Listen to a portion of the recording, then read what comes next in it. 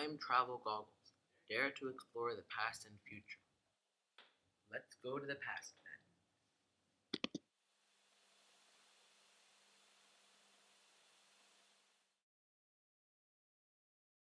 When my grandfather is 20 years old, he was forced to leave the city of his grandfathers, Salama, in West Bank, Palestine, and go to Gaza. After living in Gaza for 21 years, he, along with his family, crossed the border into Egypt to pick up a family member from the airport. However, the day after they left, a war began in Gaza and Israel closed its borders. They couldn't get back into Palestine. They decided that they would live in Egypt until things cooled down in Gaza, then they would return. However, 45 years later, my grandfather still lives in the same apartment he moved into all those years ago.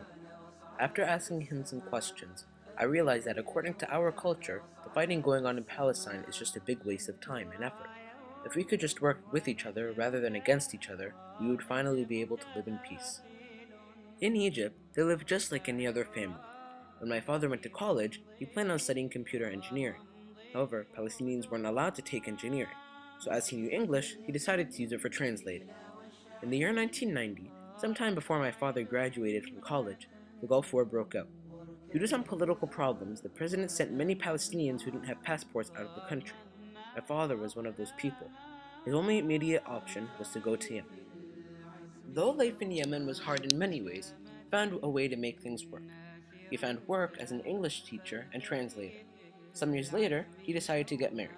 He got to know about my mother through one of his sisters who knew her. On October 6, 1996, my father traveled to Canada, where they got married. Being Palestinian, my father didn't have a passport. After he married my mother, he was given full Canadian citizenship.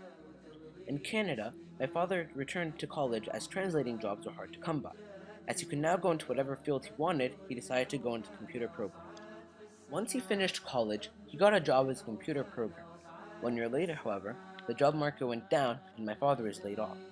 As my mother had taken nursing in college, she sent out her resume, which was found by Sacred Heart Hospital in Pennsylvania, United States. In 2003, we moved to the US. At that time, I was 4 years old and my younger brother was 10 months. We lived in the US for 8 years, in which time many of my childhood memories were formed, and a sister, born in 2004, to go along with me.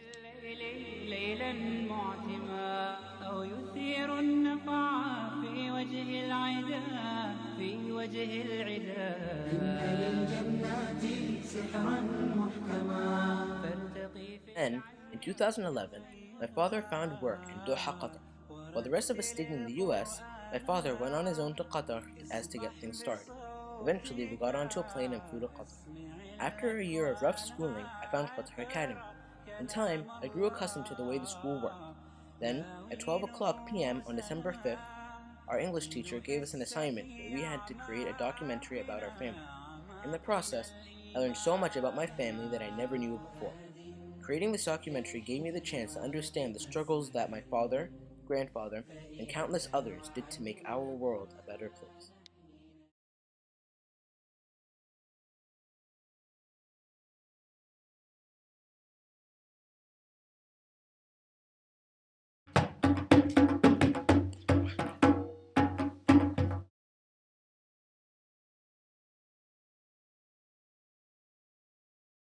Ain't nobody got time for that.